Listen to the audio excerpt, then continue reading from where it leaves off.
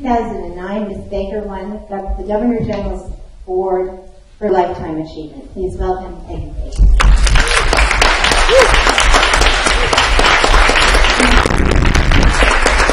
Would you like me to start you off with questions? Sure.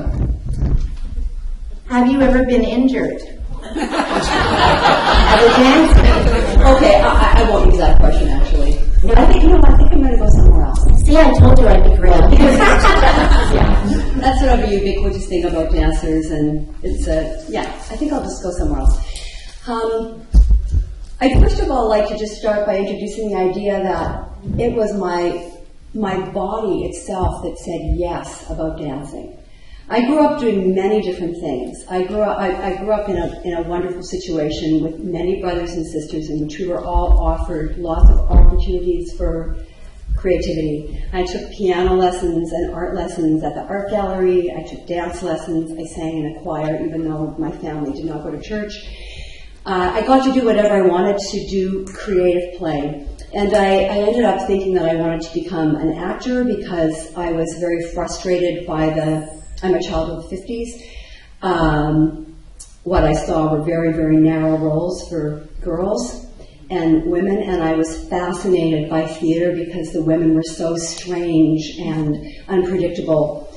And it was at theater school that I discovered contemporary dance.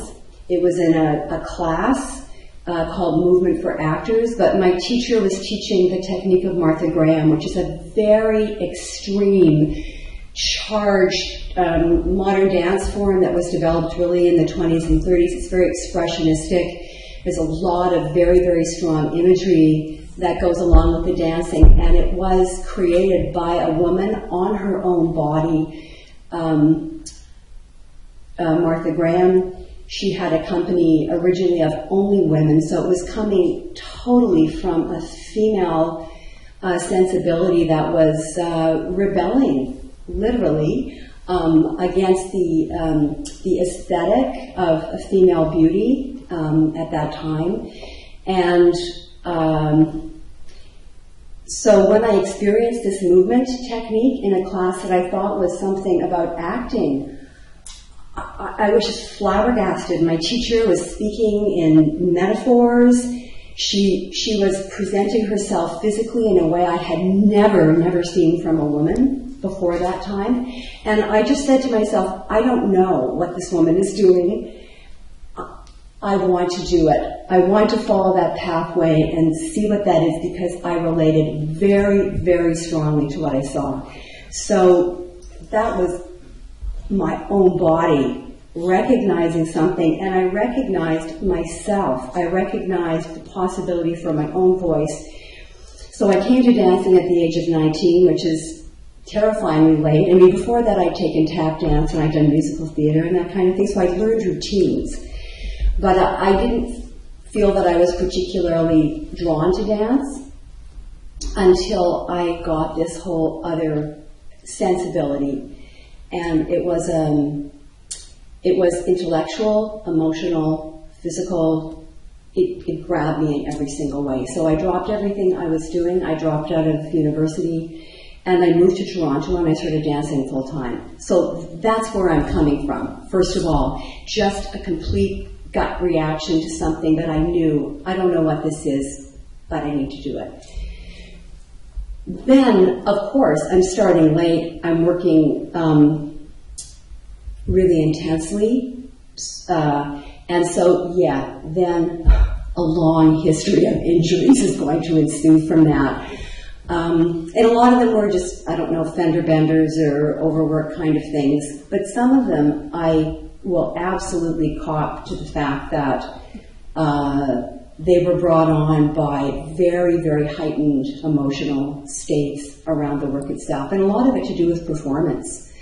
And I don't know if I could analyze myself well enough to say why, but I do know that I've struggled with performance anxiety for my whole career, and that a lot of my so-called injuries to my body are really just being manifestations of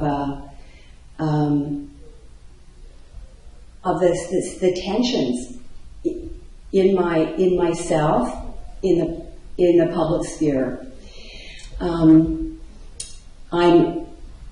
I'll just say maybe a couple more things.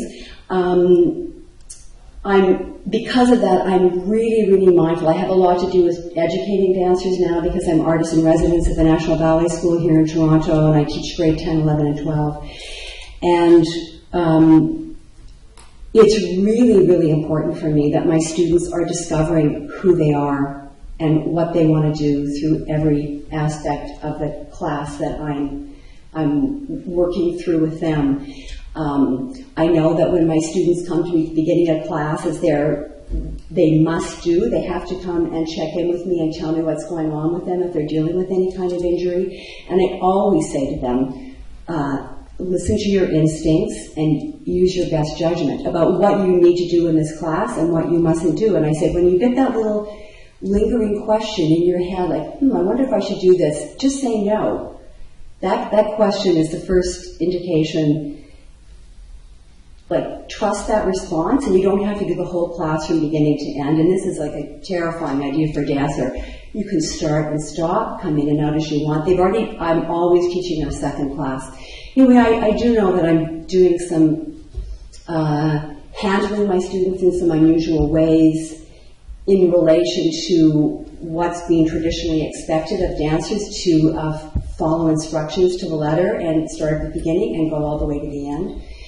And I believe that's making a huge difference in their sense of self-reliance, who they are, actually learning to start listening to their bodies and having other people respect their reading of their own body. And the other thing that I'll say sort of in line with this is just that at the age of 60, I'm still performing. For 20 years, I did solo concerts. And now I perform very, very briefly on programs that I'm choreographing, but I'm really interested in seeing dancers at all different ages performing, and my company spans from mid-20s to mid-60s, and I think that if we start to appreciate the poetry of our physical life through a broader arc in the dance world, I think it's going to have a huge impact on the kind of work that we can share with the public and literally the value of the work itself. So that's probably 5 minutes.